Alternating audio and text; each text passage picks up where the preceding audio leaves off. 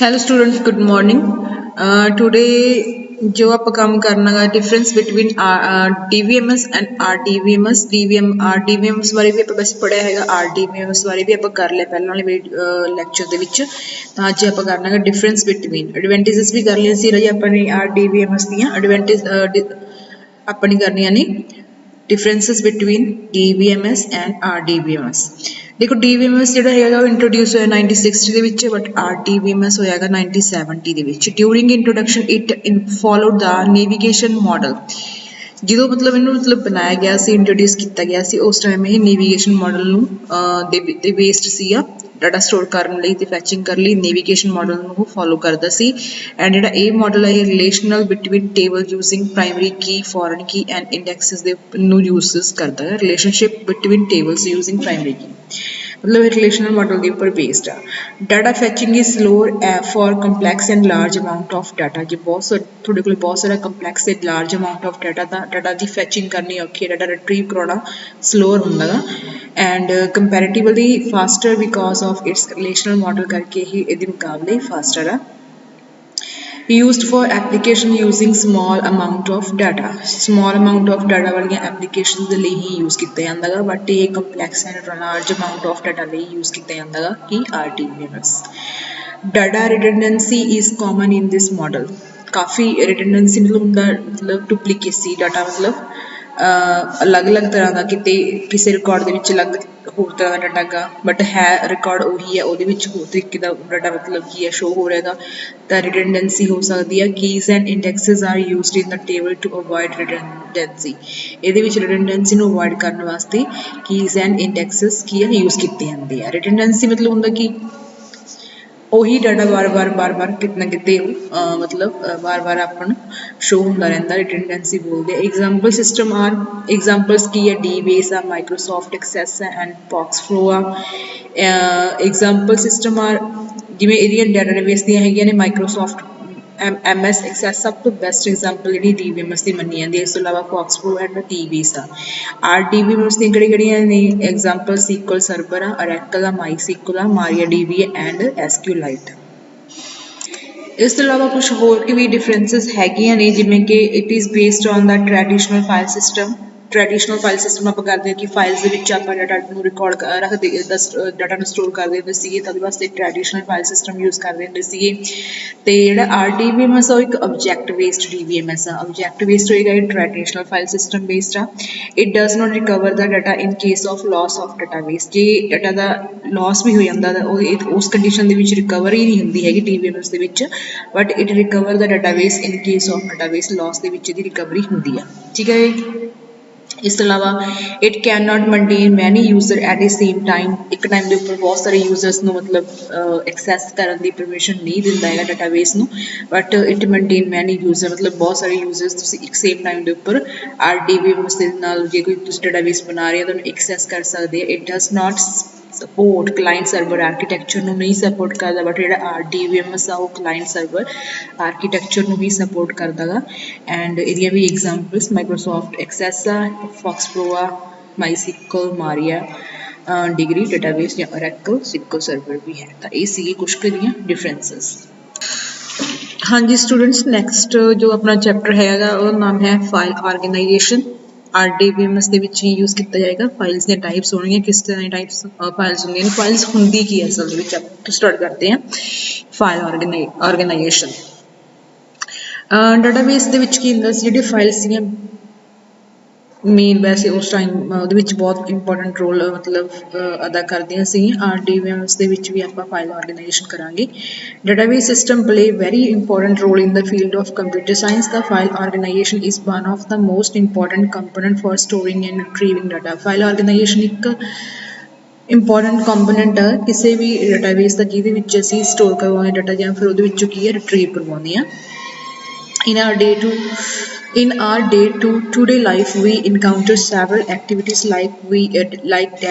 activities that are directly or indirectly related with the database and file organization। अज की जिंदगी के असीं कुछ ये एक्टिविटीज़ परफॉर्म करते हैं जिहड़ी सीधे तौर के उपर डाटाबेस या फिर फाइल ऑर्गेनाइजेशन के नाल रिलेटेड होंदियां ने। In late 1950, some companies proposed the notation of generalized access to electronically stored data. 1950 ਦੇ ਵਿੱਚ ਕੁਝ ਕੰਪਨੀਆਂ ਨੇ ਪ੍ਰਪੋਜ਼ਲ ਦਿੱਤਾ ਸੀ ਕਿ ਇਲੈਕਟ੍ਰੋਨਿਕਲੀ ਅਸੀਂ ਕਿੱਦਾਂ ਡਾਟਾ ਨੂੰ ਸਟੋਰ ਕਰ ਸਕਦੇ ਹਾਂ, ਇਲੈਕਟ੍ਰੋਨਿਕਲੀ ਕਿੱਦਾਂ ਫਾਈਲਸ ਬਣਾਈਆਂ ਜਾ ਸਕਦੀਆਂ। Here it becomes relevant to define these notation for generalized access to the database.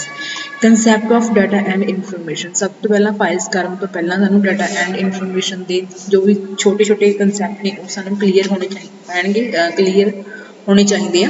ਪਹਿਲਾ ਹੈ ਜੀ ਡਾਟਾ। ਡਾਟਾ ਕੀ ਹੁੰਦਾ ਗਾ? Data means fact and figure which it means has no meaning but it help to make the fact and figures meaningful. Data ਆਪਣੇ ਆਪ ਦੇ ਵਿੱਚ ਕੁਛ ਫੈਕਟਸ ਹੋ ਸਕਦੇ ਆ, ਫਿਗਰਸ ਹੋ ਸਕਦੇ ਜਿਹਨਾਂ ਦੀ ਆਪਣਾ ਕੋਈ ਮੀਨਿੰਗ ਨਹੀਂ ਹੁੰਦਾ ਬਟ ਇਹ ਫੈਕਟ ਤੇ ਫਿਗਰਸ ਨੂੰ ਮੀਨਿੰਗਫੁਲ ਬਣਾਉਣ ਦੇ ਵਿੱਚ ਹੈਲਪ ਕਰਦੇ ਆ।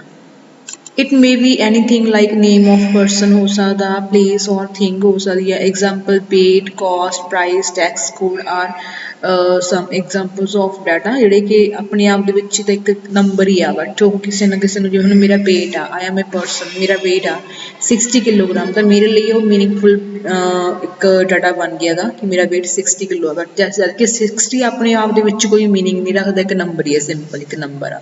ਠੀਕ ਹੈ ਜੀ। Information, the perceived form of the data is called information। ਜਿਹੜੀ ਅੱਗੇ ਪ੍ਰੋਸੈਸਿੰਗ ਡਾਟਾ ਦੇ ਉੱਪਰ ਹੁੰਦੀ ਹੈ, ਪ੍ਰੋਸੈਸਿੰਗ ਹੋਣ ਤੋਂ ਬਾਅਦ ਜੋ ਆਪਣੇ ਕੋਲ ਇਹ ਫਾਰਮ ਆਉਂਦੀ ਹੈ that is called information। information is a meaningful, ठीक है। after processing of data it produces some surprise value which is very useful for the receiver।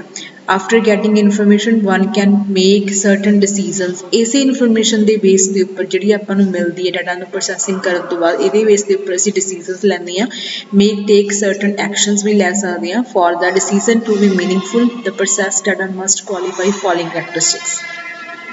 जो डाटा प्रोसैसिंग करनी है फॉलोइंग करैक्टरिस्टिक्स, टाइमली इनफॉर्मेशन जी must be time, जी information time के उपर हो।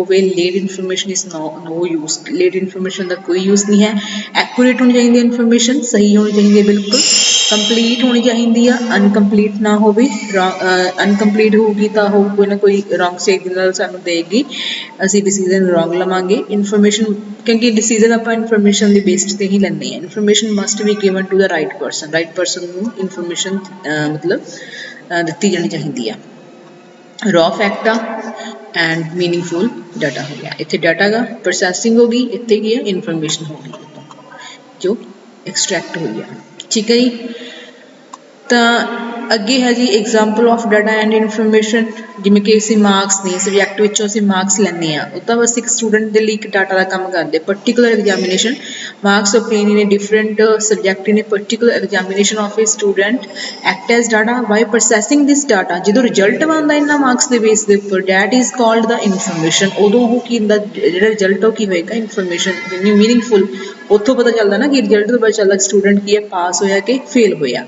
जो आप उन्होंने मार्क्स देने हैं सिंपल वो एक डाटा का, बट उस डाटा नू प्रोसैसिंग करने तो बाद जो रिजल्ट बनता वो बेस के उपर असीं पास या फेल नूं की डिकलेयर करते हैं, वो होंदी अपनी इनफॉर्मेशन।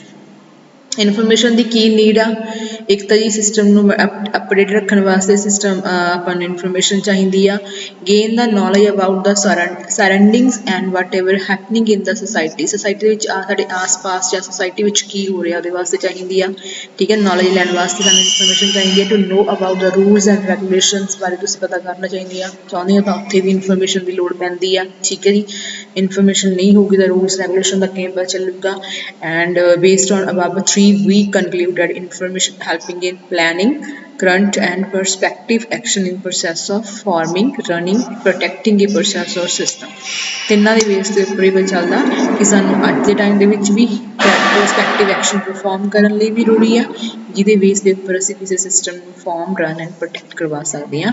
ਡਿਫਰੈਂਸ ਕੀ ਹੈ ਜੀ between the difference between data and information. Data एक रॉ फैक्ट आ, रॉ फैक्ट्स ने, फिगर्स ने, इनफॉर्मेशन प्रोसैसड फॉर्म होंदी डाटा की, जिमें कि 75 एक सिंपल डाटा गा, कोई मीनिंग नहीं, data does not depend upon anything. But when 75 is stored in row column form as become information. जो इन रो या कॉलम की फॉर्म च आप फिल कर देंगे हैं तो कि जिमें हम स्कोर आ, स्कोर 75, ये दो की इतने कॉलम्स ने, स्कोर नाम ते 75, तो स्कोर कितना गा 75 75 तो मीनिंगफुल हो गया कि हाँ उसका स्कोर कितना गा 75। Data does not help in decision making, information help in decision making. Data are atomic level pieces of information. Atomic level pieces information के पीसेस होंगे ऑटोमिक लैवल के। Information is collection of data, information collection होंगी है जिमें कि for example score and 75 collected together in a form of information. Data self it has no meaning but it helps in making data meaningful. अपने विच कोई meaning नहीं होंदा but meaningful बनाउंदा data. Information is always meaningful, ठीक है। Information जो होंगी है वो अपने आप दे विच मीनिंगफुल होंगी है।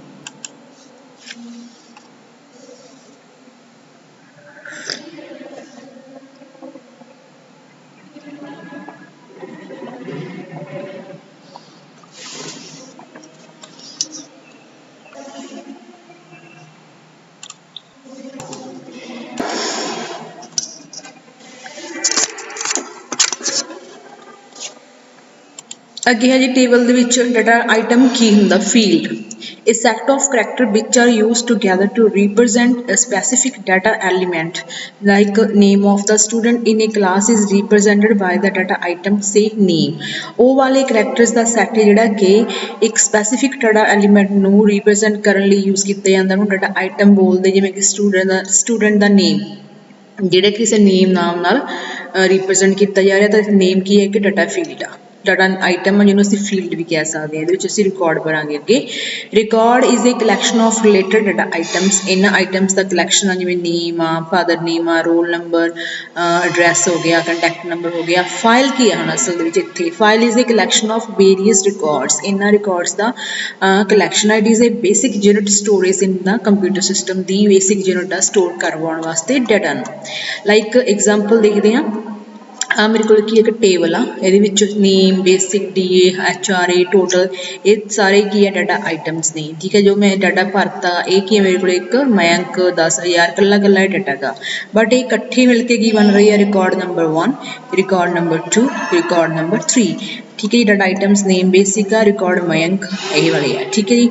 अगे है data aggregate, it is a collection of data items within a record, record ਦੇ ਵਿੱਚ collection of data items ਨੂੰ data aggregate ਬੋਲਦੇ ਆ, which is given a name and referred to as whole। example, date may be composed of the data items month, day and years, ठीक है। जिवें अपने कोल डेट आ, date month, day and year तो compose होकर बनती आ, तो इनू की बोलते हैं उन्होंने डाटा एग्रीगेट्स।